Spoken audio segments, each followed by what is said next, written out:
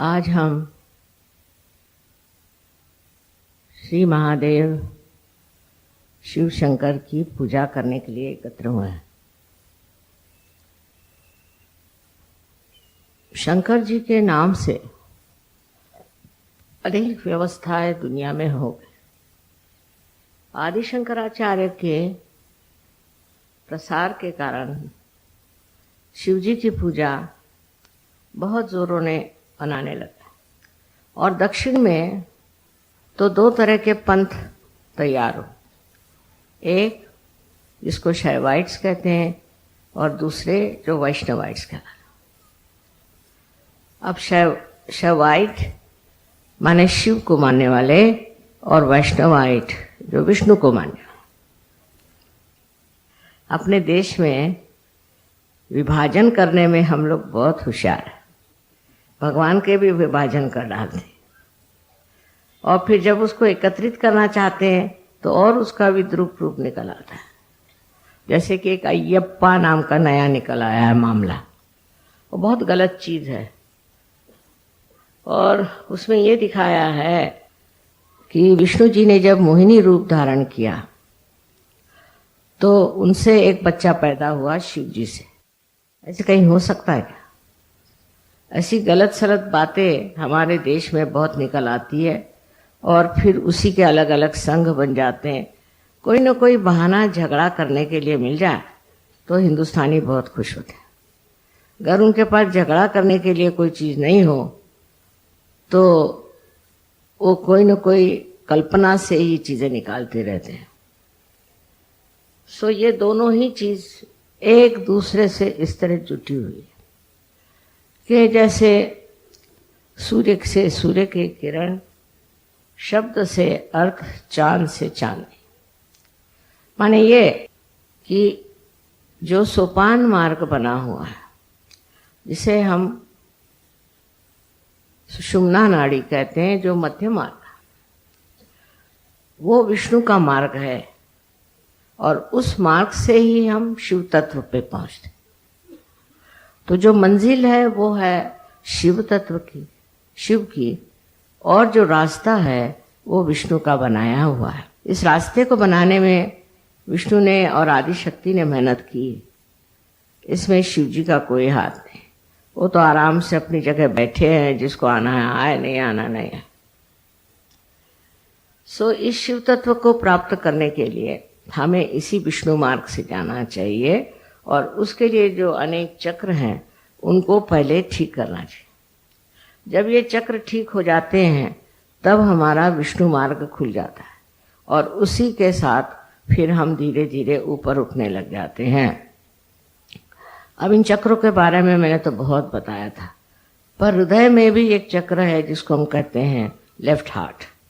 ये हृदय का चक्र नहीं है, ये सिर्फ एक तरह से हृदय जो है वो प्रतिबिंब है, रिफ्लेक्शन है महादेव का।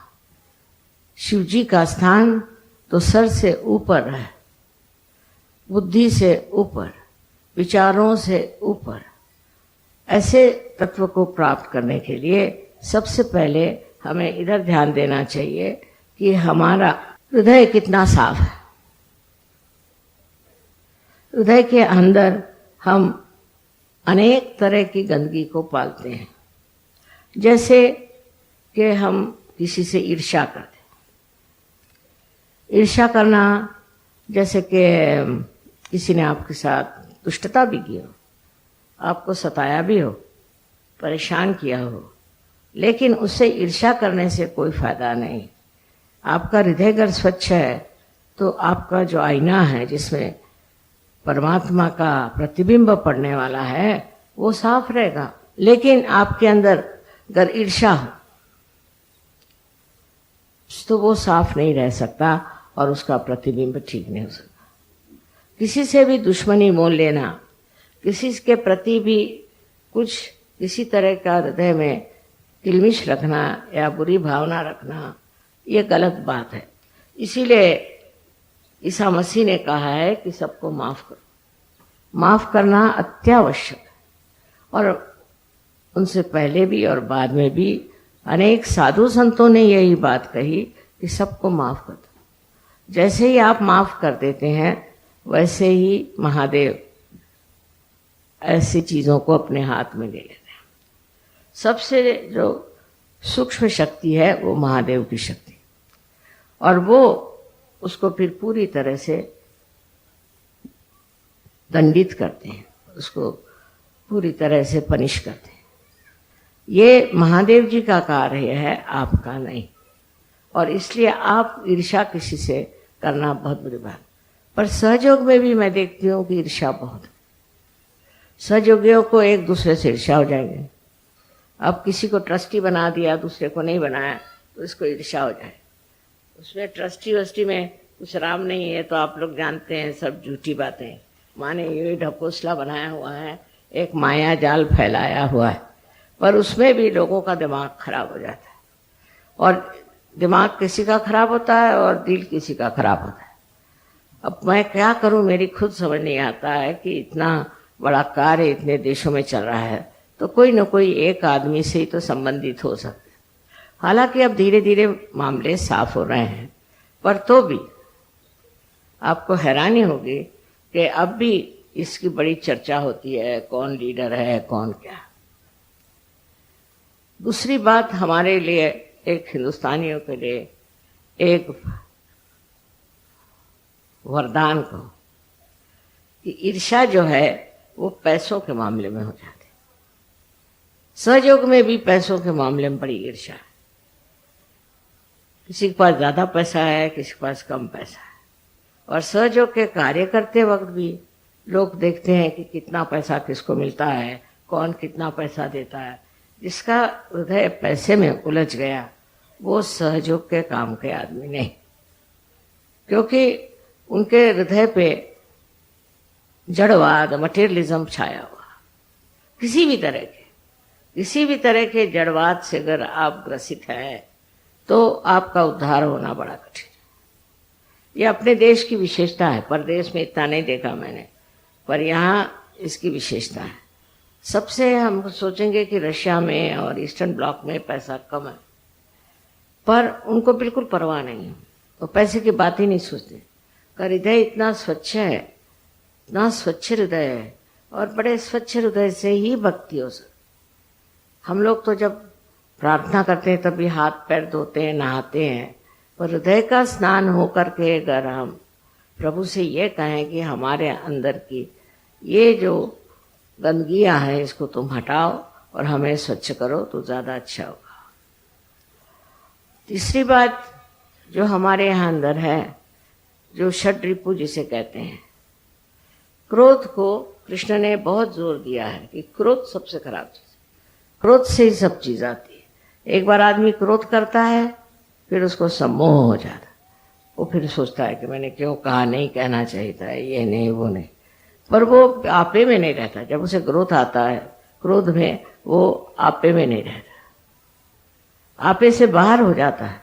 और जो मुंह में आए सो बकता है, उसका कोई अर्थ नहीं, या इतने दिन की जो मैल अपने हृदय में समाई हुई है वो उसके मुख से निकलती है। इस क्रोध को बचाना चाहिए। ये किस लिए क्रोध आता है, इधर गर्चित्त दिया जाए कि हम क्यों क्रोध करते हैं। फिर कुछ लोग हैं वो व्यक्ति मात्र से करते हैं, कोई एक समाज मात्र से करता है। इस तरह से अनेक तरह से लोग क्रोध को करते हैं। ये क्रोध हमें अंदर क्यों आता है, किस लिए हम क्रोधित होते हैं, ये सोचना चाहिए। बहुत से लोगों ने मुझसे कहा कि माँ अगर आपके खिलाफ कोई कहता है तो हमें बड़ा क्रोध आता है। मुझे तो हंसी आती, अगर कोई मेरे विरोध में कहता तो सच कहती हूँ मुझे हंसी आती, क्योंकि इसमें कोई अर्थ ही नहीं मेरे विरोध में कहने की। ऐसी कौन सी बात है, मैं तो प्यार करने जा रहे हैं और मेरे विरोध में बोल रहे हैं, तो अब करे क्या। पर किसी किसी की बुद्धि टेढ़ी होती है तो उस पर दया करनी चाहिए। उसको सोचना चाहिए कि इतना महामूर्ख है ये। जो आदमी क्रोध में उतर जाता है उसके तरफ दृष्टि जो है वो अत्यंत शालीन होनी चाहिए, जिससे उसका भी क्रोध ठंडा हो सकता है। अपने देश में क्रोध करने वाले अनेक तरह के लोग हैं, उसकी संस्थाएं हैं जो सिर्फ क्रोध से इसको मार, उसको मार, इसको पीट, उसके पीट, और फिर सामाजिक तौर पर भी ये चीज बनती जा रही है। ये बड़ी भयानक चीज है। लोगों को मारना पीटना, फिर उसके दंड पर एक कोई सेना तैयार करना या कोई मारने पीटने वाली चीज तैयार करना, ये बड़ी भयानक है। हालांकि अगर अपने संरक्षण के लिए कोई आदमी ऐसी चीज रखता है तो उसमें इतना हर्ज नहीं, पर तो भी अगर वो परमात्मा का भक्त है तो उसको कोई जरूरत नहीं। ऐसा आदमी हमेशा संरक्षित है, जिसको अंदर श्री महादेव का वास है। उनको कौन हाथ लगा सकता है, उनको कौन नष्ट कर सकता है। कुछ भी करो, कितना भी उनको सताओ, तो भी वो इंसान नष्ट नहीं हो सकता। लेकिन जो उनको सताएंगे वही नष्ट हो जाएंगे। जब इस बात का पूर्ण विश्वास आपके अंदर हो जाए कि जो आपको सता रहे हैं वही नष्ट हो जाएंगे, अपना दिल, अपना हृदय आप एकदम स्वच्छ रखें। स्वच्छ हृदय में ही ये कार्य हो सकता है, क्योंकि शिव का स्थान हमारे अंदर प्रतिबिंब रूप है, और जो आईना स्वच्छ होता है उसी में उसका प्रतिबिंब पड़ता है। शिव जी का क्रोध एक ही बार होने वाला है, और होता है एक बार, ऐसा लोग कहते हैं, पर मैंने अनेक बार उनको क्रोधित होते देखा, क्योंकि उनका अधिकार है, उनका अधिकार है क्रोध करने का। अगर कोई आदिशक्ति के विरोध में कार्य करता है तो शिव जी का हाथ बड़ा लंबा है, कुछ भी करो वो मानते नहीं, वो ठिकाना ही कर देते हैं, क्योंकि वो जानते हैं कि आदिशक्ति जो है वो तो कुछ नहीं करेगी, वो तो किसी को दंडित नहीं करेगी, वो सबको माफ कर देगी। तब उनका हाथ इतना लंबा है कि जिसकी कोई हद नहीं है, और जब वो हाथ चलता है तो फिर कोई नहीं रोक सकता। उनसे आगे कौन बोले, उनके आगे भी मर्यादाएं हैं जिसको आप उठा नहीं सकते, बढ़ा नहीं सकते। इस तरह से आपको समझना चाहिए कि अपने वैयक्तिक जीवन में सहयोग में आपको शिव जी का ही अनुसरण करना है, क्योंकि नहीं करोगे तो पहली चीज है हार्ट की बीमारी हो जाए। ये पहली चीज है, हार्ट की बीमारी हो जाए। इसमें दो तरह से खेल होता है। एक तो अति क्रोध से हार्ट पकड़ जाता है, और दूसरा है कि क्रोध के बाद पश्चाताप हो तो आपके अंजाइना की बीमारी हो जाती है। इस प्रकार दोनों ही चीजें बेकार है, पर कहने से क्रोध नहीं जाता। ये तो एक शराब जैसी चीज है, आदत हो जाती क्रोध करने की, उसी में मजा आता है, बस मुंह फूलने लग जाएगा और गुस्सा आने लग जाएगा, आप उसको कंट्रोल नहीं कर पाए।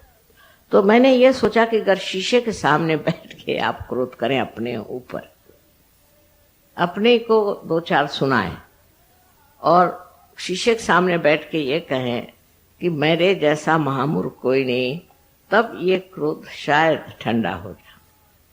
ये भी मैं शायद ही कह रही हूँ, क्योंकि कभी कभी ये समस्याएं इतनी उलझी होती हैं कि उसको सुलझाना बहुत मुश्किल है। आगे चल के देखा गया है कि जितना हम किसी चीज ध्यान देते हैं और उस चीज के ऊपर हम जिसको कहते हैं रिएक्ट करते हैं, किसी ने कुछ कहा फौरन रिएक्शन होगा। ये प्रथा ज्यादा विदेश में है। जैसे अब ये कारपेट बिछा, फौरन कह देंगे कि आई don't like it, I like it. ये कौन होते हैं आप कहने वाले? हर एक चीज को आजकल की फैशन है, I like it, I don't like it. हर एक आदमी जैसे कोई बड़ा भारी चिकित्सक है जो कहेगा कि मुझे पसंद है, मुझे पसंद है। ये कहना ही नहीं चाहिए, ये कहना ही आपके आज्ञा का लक्षण है कि आप अपने को समझते क्या है कि आप उसको कहते हैं ये मुझे पसंद है, ये मुझे पसंद है। कोई भी चीज को पसंद नापसंद करने का आपको कोई अधिकार नहीं। किसी बेचारे ने बढ़िया तरीके से समझ लीजिए आपके लिए फूल दिया, तो आप कहेंगे साहब मुझे ये फूल पसंद है। उसके पीछे छिपी हुई उसकी भावना को आप इसलिए नहीं समझ पाते कि आपके अंदर शिव तत्व नहीं। एक छोटी सी भी चीज हो, अगर किसी ने गरीब ने आपको दी है तो उसको आप अगर उसकी भावना को पीछे समझ नहीं पाते, किस प्रेम से वो चीज लाए। इसके लिए हमारे यहाँ सुदामा का उदाहरण दिखाया गया है कि वो एक कुरमुरे लेके पहुंचे थे उनके पास में, और उनका कितना मान श्री कृष्ण ने किया। कोई चीज जो प्रेम भाव से देते हैं वो ऐसा ही है जैसे कि एक शीशे को आप पारस पीछे से लगा दीजिए, चमक जाता है। ऐसे ही चीज है, अगर आपके अंदर भावना बहुत सुंदर हो, अच्छी हो, पर पैसा नहीं हो, तो आप कोई छोटी सी चीज भी उनको लेकर दे दें तो दूसरे को सोचना चाहिए, आहा क्या बढ़िया चीज। किंतु इस भावना से मनुष्य के अंदर एक सूक्ष्म दृष्टि प्राप्त होती है, जिसको कहना चाहिए कलात्मक, जिसमें कला का प्रादुर्भाव होता है, से कला दिखाई देती है। तो आप समझते हैं कितनी कलात्मक चीज है। ये कला है प्रेम की कला, ये प्रेम की कला है। इस कला से आप देख सकते हैं कि इस मनुष्य में कितना प्यार है, कितना मोहब्बती है, कितना प्रेम करने वाला है, कितना सज्जन है, कितना अच्छा है। जब आप ये चीज देखना शुरू करेंगे तब आपकी नजर अपने ऊपर जाएगी और आप ये सोचेंगे कि मैं क्या हूं, मुझ में इतना प्यार है, मुझ में ये सज्जनता है, मुझ में ये अच्छाइयां हैं कि मैं ऊपरी जबानी जमा खर्च करता हूं और लोगों को भुलावे में डालता हूं। वास्तविकता हम अपने ही को भुलावे में डालते हैं।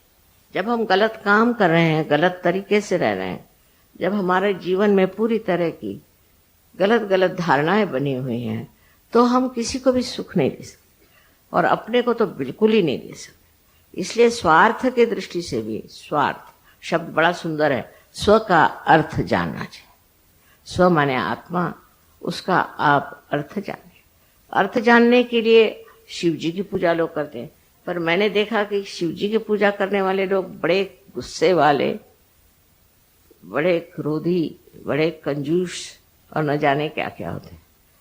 शिव जी जैसे दाता कोई नहीं, शिव जी जैसे प्रेम करने वाले, जो ये प्यार का स्रोत है, जो आज बह रहा है, ये शिव जी के चरणों की लीला है। उन्हीं के वजह से ये कार्य हो रहा है कि मनुष्य प्यार में डूबा जा रहा है। सहयोग के बाद, सहयोग के बाद जब आप की स्थिति वो हो जाती है तो आप जीवात्मा कहना चाहिए, या आपके अटेंशन जो है, चित्त जो है, वो शिव जी के चरणों में लीन हो जाता है। और शिव जी के चरणों में लीन होते ही क्या होता है कि आपके अंदर जो पंचतत्व के गुण हैं वो भी बिल्कुल सूक्ष्म हो जा रहे हैं। मैंने आप लोगों से पहले 4 तत्वों के बारे में बताया था, पर 5वां तत्व जिसे कि ईथर कहते हैं अंग्रेजी में, उसके बारे में नहीं बताया। अपने आकाश कहते हैं। आकाश तत्व का ये है कि जब मनुष्य सूक्ष्म स्थिति में जाता है तो उस सूक्ष्म आकाश को भी प्राप्त करता है। वो आकाश जो कि ईथर को चला, उस आकाश को चलायमान भी करने की जरूरत है। अगर किसी को कोई तकलीफ होती है, कोई परेशानी होती है, तो वो सब जगह व्याप्त है। हर जगह वो आकाश तत्व जो है, तत्व मैं कह रही हूँ, व्याप्त है। फौरन आपका असर वहां पहुंच जाता है जहां जरूरत होती है। बड़े कमाल की बात है, पर होता है और हुआ है, और इसी को लोग चमत्कार कहें, पर ऐसी बात नहीं है। सहयोग में अगर आप शिव तत्व में जागृत हो जाए तो आपके अंदर के जितने सूक्ष्मतर कहना चाहिए, जो भाव हैं और जो स्थिति है, वो जागृत हो जाती है। इसलिए चाहिए कि हम लोग पहले अपने दिल को साफ करें। अब दिल के साफ करने में मैंने आपसे 3 रिपुओं की बात करी। अब चौथा रिपु जो हमारे अंदर है वो है मद। मद माने घमंड। जब औरतों में घमंड आ जाता है तो वो आदमियों की चाल चलती है, फिर वो औरतों जैसे नहीं चल सकते। घमंड, हम माने बहुत, हम कोई विशेष, हमारी कुछ तो भी ज्यादा, या तो पैसे वालों की लड़की है, या सुंदर है, या सुशिक्षित है, या चाहे जिसकी भी बात, किसी भी बात से अगर घमंड आ जाए तो आदमी औरत जो है वो आदमी जैसे चलने लग जाए, और जब आदमी को घमंड आता है तो औरतों जैसे चलने लगता, माने बनता ठनता है बहुत, शीशे के सामने घंटों बैठता है, बाल बनाता है, ये करता है वो करता है, सब औरतों के धंधे करता है। बनना ठनना औरतों का काम है। चलते वक्त भी सीधे नहीं चलता, एक विशेष रूप से चलता है। अगर पीछे से देखो तो लगे कोई औरत चली जा रही है मर्दाना कपड़ा पहन। जब आदमी के अंदर ये चढ़ जाता है मद, तो कहते हैं ना मद मस्त हुए, तो मद मस्त हुए तो डोलने लग जाते हैं हाथी के जैसे। उनके सारा ही ढंग अलग अलग हो जाता है। वो बात करेंगे तो, बात नहीं करेंगे तो, बैठेंगे तो, हर चीज में ये दिखाई देता है कि इनके कोई ना कोई घमंड है। अब समझ में नहीं आता कि किस चीज का घमंड इनको चढ़ा हुआ है, कौन सी चीज से अपने को विशेष समझ रहा है। ये सारी चीजें तुच्छ, इसका कोई अर्थ ही नहीं है, सहज में इसका कोई अर्थ नहीं। और इसलिए ऐसी चीजों में विश्वास कर लेना कि हम कोई विशेष हैं, तो आप शेष ही रह जाते, विशेष नहीं रह जाते, शेष रह जाते। मतलब यह है कि अपने बारे में कोई सी भी ऐसी कल्पना कर लेना कि हम बड़े रईस हैं या हम बड़े ये हैं। अब तो गरीबों को भी घमंड हो गया, दलितों को भी घमंड हो गया, कुछ समझ नहीं आता, जो भी हो वो हम हैं, इस तरह से लोग बातें करते। आप स्वयं साक्षात क्या है? एक ईश्वर भक्त, परमात्मा को मानने वाले सजुगी। आपको इस तरह से अपने बारे में सोच लेना, आनंद से परे होना, क्योंकि शिव शक्ति जो है वो आनंद विभोर मनुष्य को करती। मनुष्य आनंद में मस्त होने के लिए शिव की भक्ति करता है। पर मैं देखती हूँ कि अधिकतर शिव भक्त जो होते हैं बड़े सड़ियल लोग होते हैं, उनसे कोई बात भी नहीं कर सकता। फायदा क्या? शिव की भक्ति करते हो जो नटराज साक्षात सारे कला का प्रादुर्भाव करने वाले, जो अत्यंत आनंदी और आनंद के स्वरूप हैं, उनके आगे ये शिव भक्त, इनको शिव भक्त कैसा कहा जाए? गले में इतना बड़ा बड़ा लिंग लटकाते हैं, इससे हार्ट अटैक आता है। उसकी क्या जरूरत है? आप स्वयं साक्षात लिंग स्वरूप होइए। वो न होते हुए वो जो कार्य करते हैं कि हम शिव भक्त हैं, लगे लड़ने शिव भक्ति करके, और उसके अलग अलग मार्क्स हैं। अगर शिव भक्त होगा तो ऐसे ऐसे लगाएगा, और अगर विष्णु भक्त होगा वो ऐसे लगाएगा। अरे भाई, इसका क्या अर्थ है? ऐसे लगाने का अर्थ है मैं तो ऊर्ध्वगामी है, ठीक है, आप ऊपर चढ़ रहे हैं ऊर्ध्वगामी, और पहुंच करके आप शांत। दोनों ही लगाना चाहिए, और नहीं तो लगाओ ही मत। इसका कोई अर्थ होना चाहिए कि जिस चीज को प्राप्त करने जा रहे हैं उसका ये सोपान मार्ग है, इस रास्ते से आप गुजर रहे हैं, इसमें एक एक गंदी चीजों को छोड़ते जाना है। दूसरों को भला बुरा कहने से पहले अपने को भला बुरा कहना सीखिए। मैं ऐसी हूं, मैं वैसी हूं, अपने को कहें। जब आप अपने को कहना शुरू करेंगे तो आप देखिए कि सारे भूत भाग जाएंगे, क्योंकि ये सारे भूत हमने इकट्ठे किए हैं खुद ही सोच सोच के, अपने आज्ञा से, अपनी आज्ञा भरते गए, उससे भूत इकट्ठे होते गए, दिमागी जमा खर्च हो गया, और आदमी बहुत क्लेशदायी, दुखदायी हो जाता है, और वो दुखदायी उसको भी दुखदायी करता। आप किसी को दुख देकर सुख नहीं पा सकते। उसका जरूर असर आना चाहिए, चाहे आप पत्थर हो, पर उसका असर आता है, और उसका असर यही आता है कि आदमी बड़ा दुखी हो जाता है। ये तो एक माँ की बात है कि वो आपके सुख की बात करे, आपको जिससे सुख मिले, जिससे आपको संतोष मिले, जिससे आपको शांति मिले, जिससे आपको प्यार मिले, और दुनिया में एक आप सज्जन इंसान हो जाए। ये एक तो माँ का तरीका है, पर शिव का ये तरीका है ना।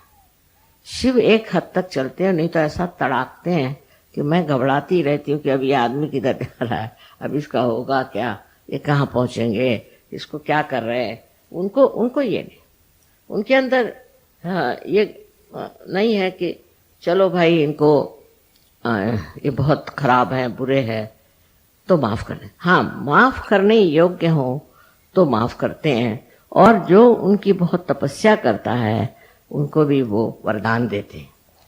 पर जो आदमी मूलतः बेसिकली जो ठीक नहीं होना चाहता उसको वो ठीक कर देते, ये बात सही।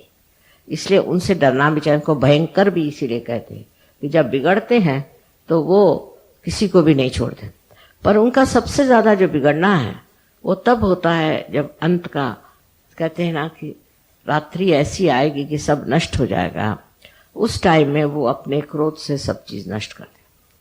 ये समय तब आता है क्योंकि मैंने आपसे कहा था कि ये आखिरी निर्णय है, लास्ट जजमेंट है।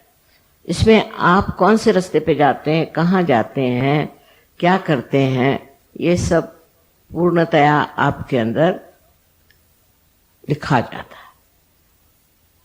आपका जैसे कच्चा चिट्ठा बन जाता है, और उसी के अनुसार आप चाहे स्वर्ग में जाएं और चाहे आप नरक में जाएं। नरक में भेजने वाले तो शिव जी, मैं नहीं, मुझे कोई मतलब नहीं नरक से, लेकिन शिव जी को है। वो खींच के आपकी टांग आपको नरक में डाल देंगे। फिर आप ये ना कहें कि मैं तो माँ का बड़ा वर्शिपर हूँ और मैं माँ को मानता हूँ, तो मुझे क्यों ये ऐसा हो गया। इसका कारण मैं नहीं हूँ। जिसने एक बार मुझे माँ कह दिया उसके लिए मैं कभी कुछ बुरा नहीं सोचती, पर शिवजी की मर्यादाएं अगर मैं हूं तो मेरी मर्यादाएं भी वो। बट इस मामले में सबका, दोनों का स्वभाव बिल्कुल विपरीत होने के कारण आपको बहुत समझ करके रहना। और ईसा मसीह में भी जो 11 रुद्र हैं वो भी यही है। रुद्र की जो भावना है वो भी शिव जी के स्वरूप हैं, और इसलिए बहुत संभल के आपको रहना चाहिए। इसके बारे में आपको इसलिए वार्निंग देनी है कि सहयोग में भी लोग आते हैं, कोई पैसा कमाता है, कोई बुराई करता है, कोई खराबी करता है, कोई अन्याय करता है। ऐसे लोग तो झटक जाते ही, निकल जाते हैं, पर निकलते ही साथ शिव जी की कक्षा में आ जाते हैं। फिर मुझे खबर आती कि वो बैंकरप्ट हो गए, वो ऐसा हो गया, वैसा हो गया। मैंने कहा भैया अब मुझे मत बता। जब वो खुद ही छोड़ के भागे अपने संरक्षण से, तो उसे कौन बचा सकता। इसलिए आपको चाहिए कि आप अपना संरक्षण शिव में खोजें। माँ में तो है ही संरक्षण, लेकिन शिव में खोजना चाहिए। उसके लिए ये जो मैंने अभी आपको बताया है कि 5 चीजें, इन 5 तत्वों में जो सूक्ष्म चीज है उसको प्राप्त करना, और उसको प्राप्त करने के लिए आपको ध्यान करना जरूरी है। जो लोग ध्यान करते हैं वो अलग ही दिखाई देते, और जो लोग ध्यान नहीं करते वो अलग दिखाई देते, इसमें कोई शक नहीं। अब जो लोग ध्यान करते हैं पर ध्यान में मन नहीं, ध्यान में प्रवृत्ति नहीं, ध्यान की समझ नहीं, ध्यान में सूझबूझ नहीं, और उसके प्रति एक आलस्य हो, तो भी वो ध्यान फलीभूत नहीं होता, उससे कोई फायदा नहीं होता। ऐसा ध्यान हो कि जिससे अंग अंग आपका जो है वो खुश हो जाए, जिससे आनंद की वर्षा हो। शिव जी का पहला और महत्वपूर्ण जो हिसाब किताब है वो यह है कि वो आपको आनंदित करते हैं, पुलकित करते हैं। उनके नामस्मरण से ही मनुष्य को आनंद मिलना चाहिए, पर उसके अपोजिट होता है, उसके विरोध में ही लोग रहते हैं। जो होना चाहिए वो नहीं होता। ये मुझे बड़ा आश्चर्य होता है कि जिनको हम शिव के भक्त समझते हैं वो इस कदर सूखे रूखे कैसे हो सकते, हो ही नहीं सकते। इसमें एक कारण और भी कि जो बहुत ज्यादा कार्य में रत रहते हैं, बहुत वो राइट साइडेड हो जाते हैं। जब वो राइट साइडेड बहुत हो जाते हैं तो शिव से वंचित हो जाते हैं, शिव से हट जाते हैं, और शिव फिर अपना असर दिखाते हैं। अब आपको पता है कि शिव जी की बहन सरस्वती है। जो सरस्वती की पूजा करते हैं, माने जो पढ़ते हैं, लिखते हैं, ये सब यान व्यान इकट्ठा करते हैं और इसके अलावा कला में बहुत रुचि रखते हैं। ऐसे जो लोग कला की ओर जिनकी रुचि है, ऐसे लोग जो हैं जो सरस्वती की पूजा करते हैं, उनकी वंदना करते हैं, उनको सबसे पहले ये जानना चाहिए कि ये शिव जी की बहन है। और आप जानते हैं बहन का रिश्ता बड़ा जबरदस्त होता है। अगर आप इनकी बहन की कहीं प्रवंचना करें या उससे कोई बुरे गुण ले लें या बुरी बातें करें, जैसे कि बहुत से लोग हैं गंदी गंदी किताबें लिख देते हैं, बहुत से लोग हैं जिनके पास ज्ञान है उसको उल्टा सीधा कर देते हैं। ऐसे लोगों पे शिव जी का हाथ बड़े जोर से पड़ता है, क्योंकि उनकी बहन जो है वो बड़ी महत्वपूर्ण है और उसकी प्रवंचना करना माने बहुत ही बड़ा गुनाह है, उनकी दृष्टि में बहुत बड़ा गुनाह है। और आदिशक्ति के लिए भी उनका बहुत कड़क नियम है, इसमें कोई शक नहीं। जरा इसको एक ही नहीं निकल रहा है। अब जो सहयोगी हैं उनको सबसे पहले अपनी ओर ध्यान देना है। मेरा मतलब नहीं कि शीशे के सामने घंटों बैठे रहे, बिल्कुल भी नहीं। शीशे के सामने बहुत बैठना भी एक बीमारी मानी जाती है, पर यह है कि आप अपनी तरफ नजर करें और अपनी तरफ नजर करके देखें कि मेरे अंदर कौन सी खराब, मैं कौन से गलत काम करती। अपने भारतीय संस्कृति में जो कुछ बताया गया है सीधा रास्ता उसे लेना है। आजकल नया जमाना आ गया है तो लोग सोचते हैं जैसे भी रहो ठीक है, ऐसी बात नहीं। हिंदुस्तान में रहते हुए आपको भारतीय संस्कृति के अनुसार पूर्णतया रहना है। आपका सारा जीवन का क्रम भी भारतीय संस्कृति से जुटा रहे, क्योंकि भारतीय संस्कृति में शिव तत्व का बड़ा महत्व है। सबसे ज्यादा जो है शिव तत्व का है और शिव तत्व ने ही हमारी मर्यादाएं बनाई कि इस मर्यादा को आपने लांघा कि आप गए। जो मर्यादाएं हमारे संस्कृति में हैं वो शिव की कृपा से, वो सारी बातें जो हमें बताई गई हैं आज तक कि ऐसे नहीं करते वैसे नहीं करते, छोटी सी लेकर बड़ी तक ये मर्यादाएं शिव ने बनाई और वो इसका इतना जबरदस्त ख्याल रखते हैं कि जैसे ही आप इस मर्यादा को लांघ जाते हैं आप पे उसका असर आता। अब शिव तत्व में इतनी गलत धारणा भी लोगों ने बना ली। जैसे बहुत से सोचते हैं कि भंग पीने से आप शिव तत्व के हो जाते हैं। बहुत से लोग जो शराब पीते हैं वो सोचते हैं शराब पीने से आप शिव तत्व में डूब जाते। बहुत सारी ऐसी गलत चीजें लोगों ने बना ली है कि ये शिव जी के लिए ये चीज। वो शिव जी ने अगर पिया, शिव जी ने तो विष भी पिया था, आप विष पिएंगे? उन्होंने इसलिए पिया था कि संसार का सारा विश्व जो है वो खा ले, इसलिए वो धतूरे को खाते थे कि धतूरा जो है इसमें जहर होता है तो वो खाते थे। इसी प्रकार आपने सुना होगा कि साईनाथ जो थे वो बहुत तंबाकू पीते नहीं थे, पर वो चिलम में भर के खींचते थे। वजह यह कि महाराष्ट्र में लोग बड़ा ही तंबाकू खाते हैं। हर आदमी, मिनिस्टर भी तंबाकू खाएगा और उसका चपरासी भी खाएगा, और मिनिस्टर चपरासी से कहेगा भाई तेरे पास तंबाकू हो तो दे। इस कदर वहां लांछनास्पद बिल्कुल तंबाकू का जोर है। हालांकि इतनी तंबाकू तो वहां होती नहीं है, पर पता नहीं क्यों लोगों को तंबाकू को बीमारी है। इतनी तंबाकू खाते महाराष्ट्र में लोग।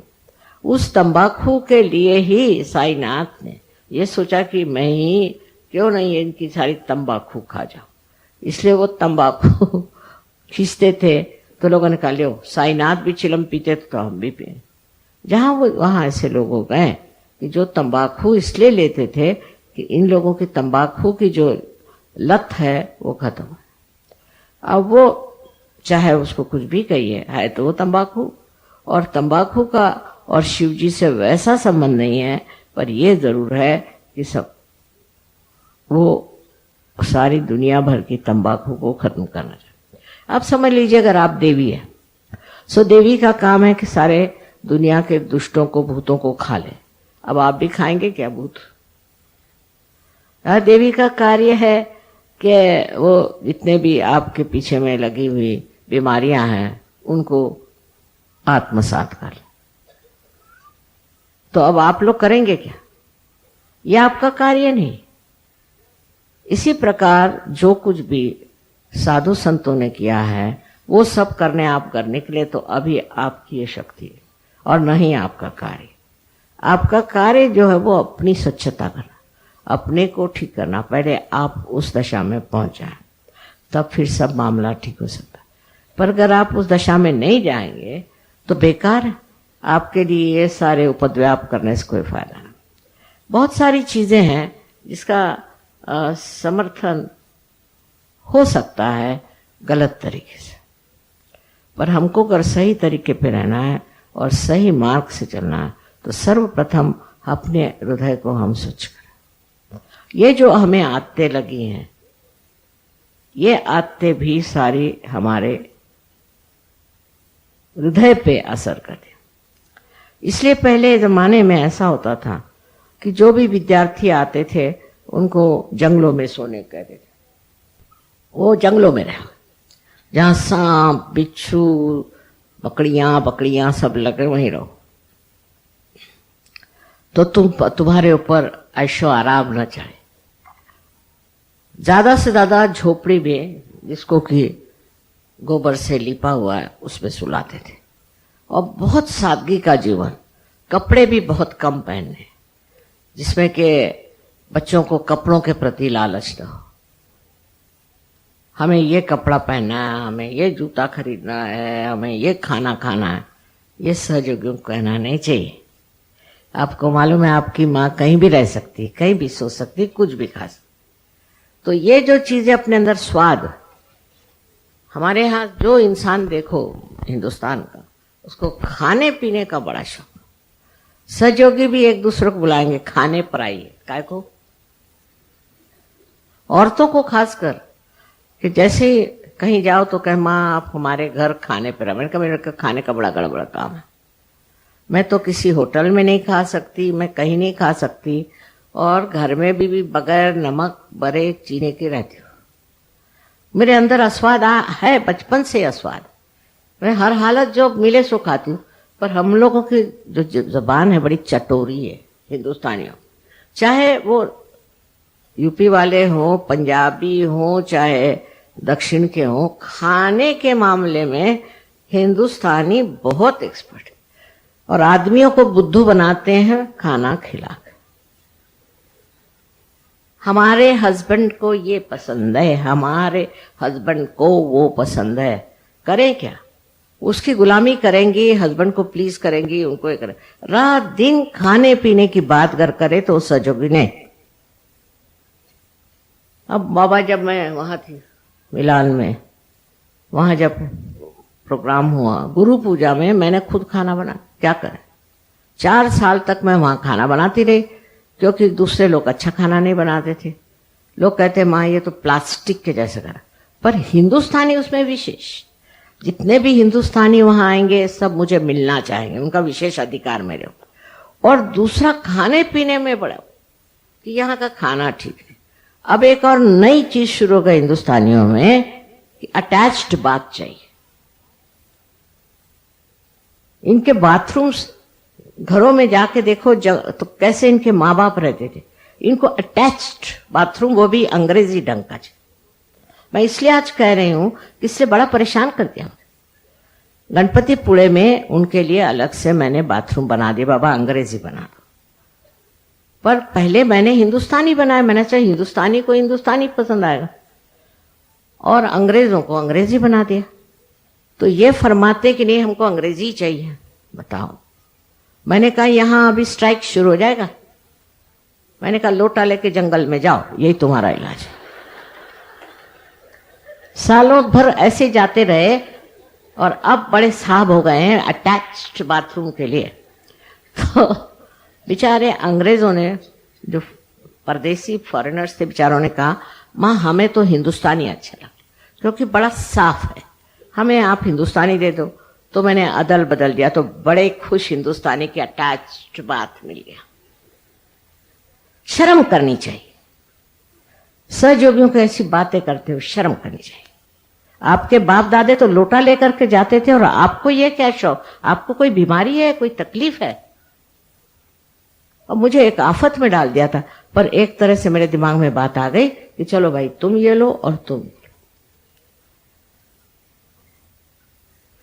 इस तरह से बहानेबाजी और ये करना, ये हिंदुस्तानियों का काम।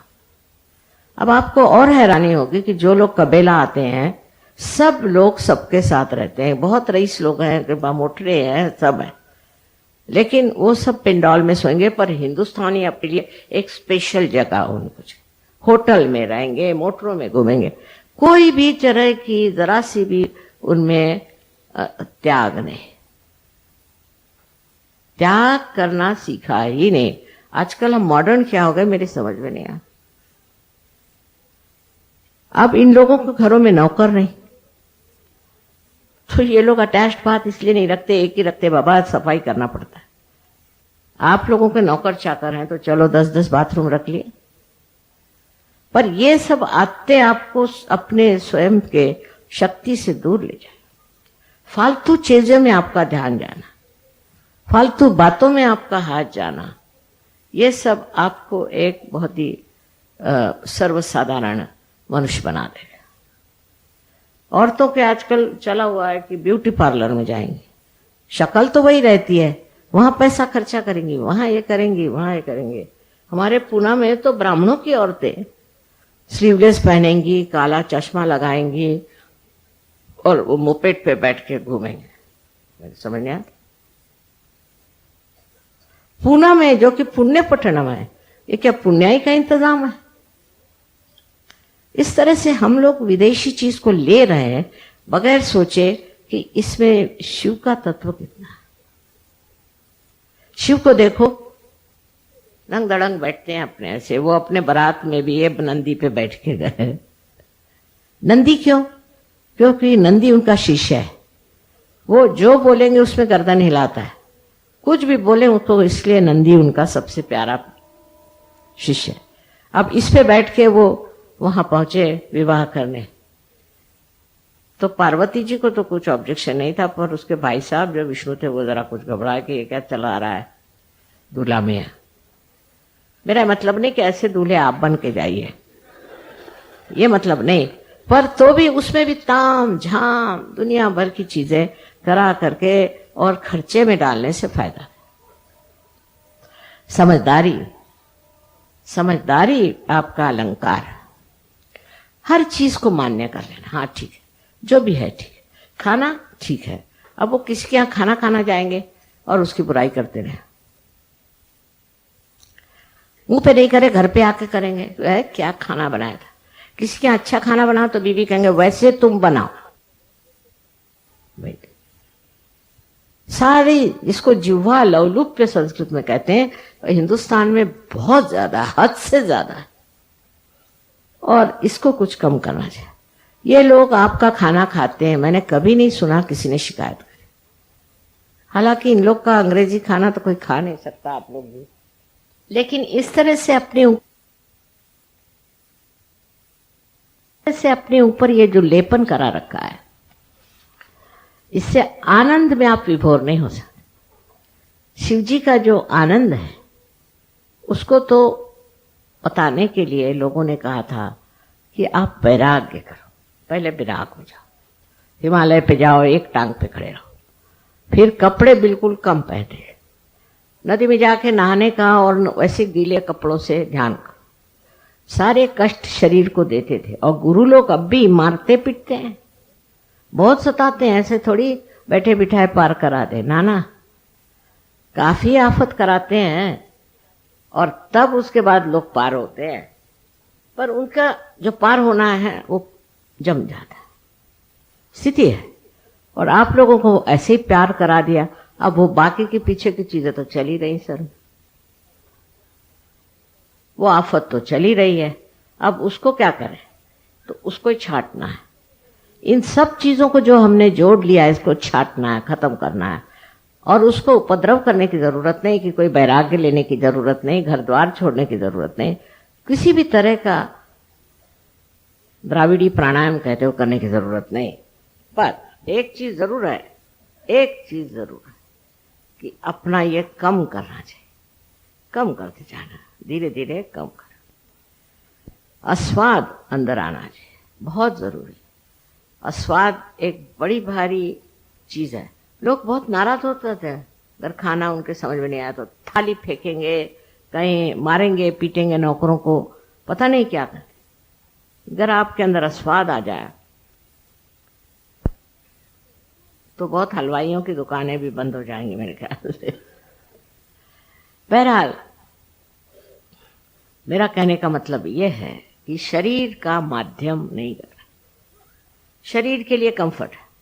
समझ लीजिए अगर आप पलंग पे सोते, जमीन पे नहीं सो सकते, तो 10 दिन जमीन पे ही सोई, कैसे नहीं सो सकते। अपने शरीर को अपना गुलाम बनाए बगैर नहीं हो, अपने कंफर्ट की बातें जो हैं वो खत्म करें।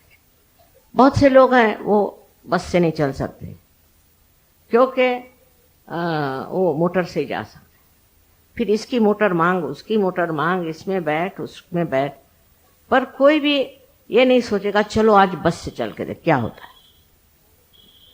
और पहले तो बस भी नहीं थी, लोग चलते ही थे। हम जब स्कूल में पढ़ते थे 5 मील रोज सवेरे चल के जाते थे, हमारे घर में मोटरें थी, सब कुछ, ये माँ बाप की हमारे, पर हम खुद बहुत शौकीन थे। पैदल चलो, और जूते नहीं पहनते थे, चप्पल नहीं, हाथ में लेके जाना, क्योंकि वाइब्रेशंस की वजह से अच्छा था जमीन पे चलना। आप लोग भी थोड़ा सा जूतों के बगैर, चप्पल के बगैर चलना सीखें, बहुत जरूरी है, उससे बड़ा फायदा हो। जमीन को भी वाइब्रेशंस मिलेंगे और आपको भी अच्छा लगे। हर तरह की चीजों में हम लोग बहुत ज्यादा आराम पसंद होगा। पहले 2-4 नवाब लोग जैसे थे वैसे अब हम लोगों का, और क्या मिला है, उससे कुछ नहीं मिलने वाला। ये सब की गुलामी करते करते सारी जिंदगी बीत जाएगी। इस गुलामी को कम करना है और सिर्फ परम शिव के तत्व को अपने अंदर धारण करना है। और उसके लिए जरूरी है कि कोई भी चीज महत्वपूर्ण है। आज ये कपड़ा पहनना है तो कल वो कपड़ा पहने, तो उसके साथ वो मैचिंग करना है, तो उसके साथ वो चाहिए। जो कुछ मिलता है ले लो, जो कुछ आता है उसको पहन लो, कोई हर्ज नहीं, उसमें आप पे कोई आफत नहीं आने वाली। उल्टे आपको समाधान होगा कि मैं समाधान, जो भी मुझे मिला वो मैं समाधान से स्वीकार कर। आजकल हमारे नाक वहाँ, पता नहीं यहाँ भी है कि नहीं, कि वो गैस का सिलेंडर 16 रुपए महंगा हो गया, तो औरतें, उनकी बड़ी फोटो आई, सब बड़ी सजी धजी। मैं कहा ये 15 रुपए का तो इनके पाउडर ही लगता होगा।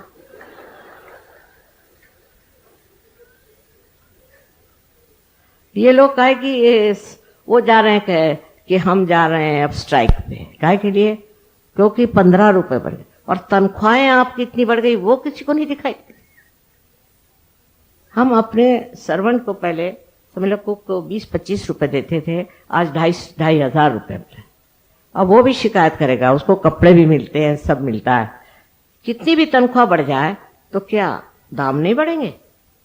जहां तनख्वाह ज्यादा मिलती वहां दाम बढ़ते हैं। वो सोने की बताते ना कि जब लंका में आप सोने की ईंट मिलती, एक साहब गए सोने की ईंट लेने, तो देखा क्या कि एक दिन उन्होंने काम किया तो उनको 2 ईंटें मिली। उसके बाद वो नाई के पास गए उनकी शेव करने के लिए, तो उसने कहा कितना चार्ज करे? 2 ईंटें। जैसी कमाई वैसा खर्चा, एक समझदारी की बात है। तो लग गए उसी के पीछे में कि भाई महंगाई हो गई, ये हो गया। मेरे तक शक आता था, मैं तनख्वाह कितनी बड़ी तुम्हारी, बहुत बहुत बढ़, फिर तुम्हें महंगाई का रोना कैसे? जब तनख्वाह बढ़ेगी तो महंगाई होनी है। आपकी तनख्वाह तो बढ़ जाए और महंगाई न हो, ऐसा कैसे हो सकता? ये सर्वसाधारण चीज है। अगर हमें आ जाए तो सामाजिकता में भी हम शिव का तत्व करें। अब गांधी जी जैसे थे, बड़े ही जबरदस्त, उनके साथ मैं थी, आश्रम में रहते थे, मुझे कुछ नहीं होता था, पर सब लोग रोते थे क्योंकि उनका था कि सबके बाथरूम साफ करो, सब मेहमानों के, सब। वो जमादार नहीं रखते थे, और अपने कपड़े खुद धो, अपनी थाली खुद धो, और खाने में सब खाना बॉइल्ड, उसके ऊपर सरसों का तेल आप ले सकते। अब बताइए कितने लोग हिंदुस्तानी खा सकते हैं वो खाना? बस 2-3 दिन रहते थे और भाग जाते थे। ये हालत थी। अब आप लोगों को भी थोड़ा आस्वाद सीखना चाहिए। अब आस्वाद के लिए ऐसा है, मेरा तो पता नहीं कैसे छूटता है, पर आप अगर खाना थोड़े दिन उबलाई खाए तो कैसे क्या रहेगा। कोई माँ अपने बच्चों को ये नहीं कहेगी, लेकिन मैं क्या करूं, इसमें शिव तत्व खराब हो रहा है। सब लोग अगर खाने पीने में लगे रहें तो आपका शिव तत्व गायब हो जाएगा, तो सारी मेहनत ही बेकार जाएगी। इसलिए खाने पीने में बहुत ज्यादा रत रहना कोई अच्छी बात नहीं। पहले जमाने में लोग एक आध दिन उपवास भी करते थे, कुछ न कुछ अपना त्याग करते थे। पर आजकल बड़ा मुश्किल है ऐसा कहना कि आप अगर संतुष्ट हो जाए, समाधानी हो जाए, तो आपको कोई ज़रूरत नहीं है, बिल्कुल ज़रूरत नहीं है कि आप हर समय खाने पीने की बातें करें और अपने यहाँ खाने पे बुलाएं।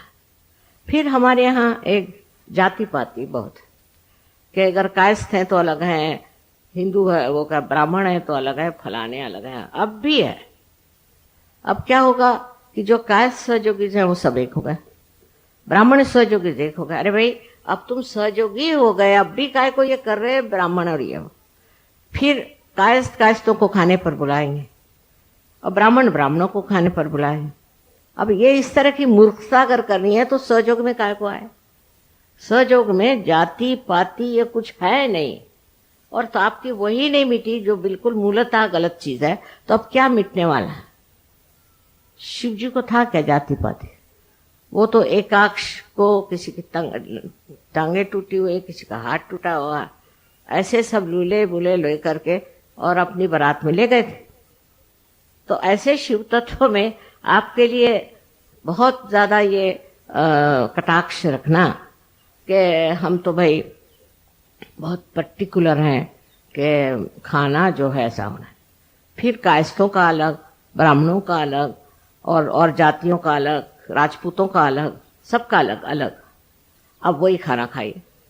मुझे कभी भी समझ में नहीं आता, आज तक समझ में नहीं आया कि ऐसे अलग अलग खाने में ज्यादा आनंद आता है, तो ये लोग क्यों ऐसा ही खाना मांग, क्या वजह? बंगालियों को बंगाली, मद्रासियों को मद्रासी। तो मैंने एक बार कहा कि हमारे एयरफोर्स में, एरोप्लेन्स में कोई अच्छा स्टैंडर्ड खाना क्यों नहीं? पहले माँ ये बताइए कि हिंदुस्तान का स्टैंडर्ड खाना कौन सा? ये तो बात सही। तुम कर कोई खाना बनाओ तो कहेगा ये तो मद्रासी का, मद्रासी कहेगा ये क्या बिहारी है, फलाने का ढिकाने का ढिकाने। तो इसलिए सब तरह का खाना खाना आना चाहिए, क्योंकि यहां से सब चीज शुरू हो जाती। ये वैखरी जबान में भी एक मिठास, मधुरता होने, मुस्कुराहट में भी कभी कभी ऐसा लगता है कि रावण निकल रहे इनके मुंह में से।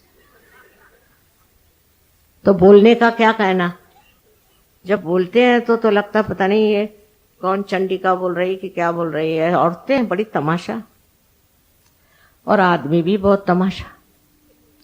अजीब अजीब चीजें ऐसी बन गई हैं, इसमें शिव तत्व कहाँ है? शिव तो प्रेम का महासागर है।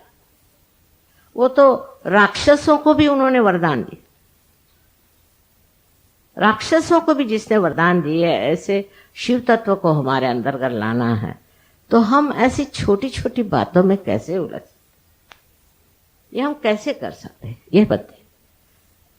जिस तरह से हम एक दूसरों को क्रिटिसाइज करते हैं, किसी को कोई कहता है ये ऊंचा है, कोई कहता है नीचा है, ये शिव की बात है।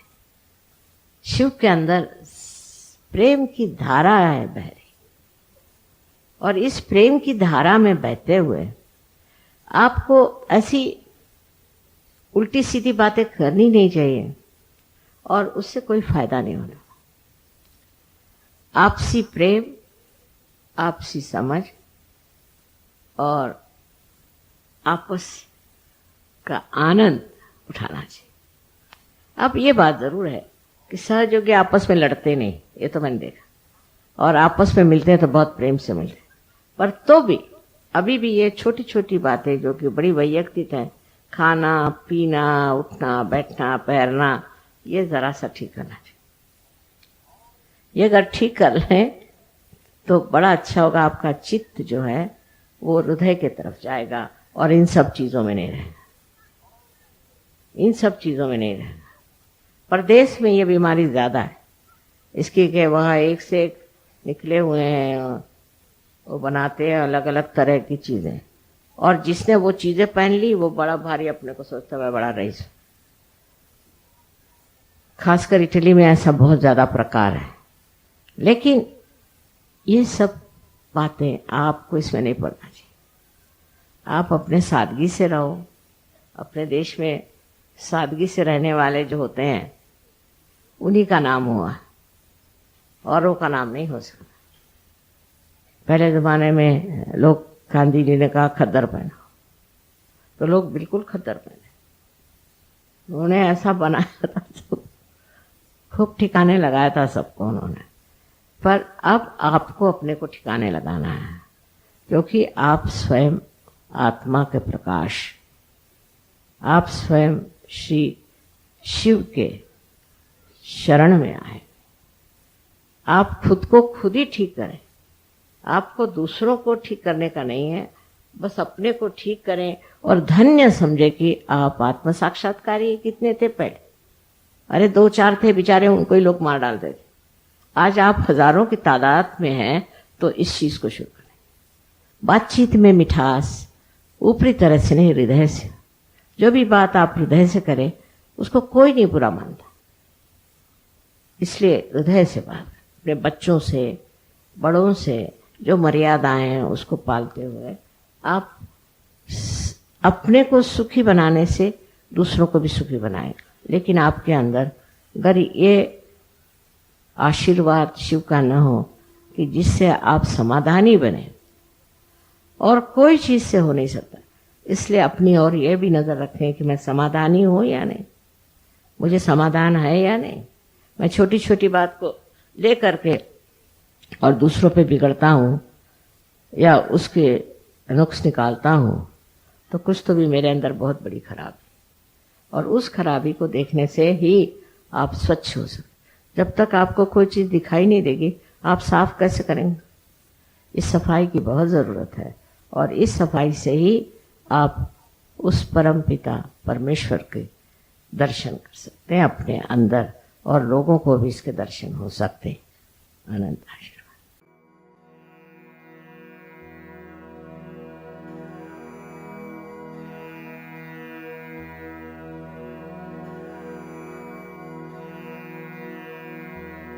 Mm-hmm.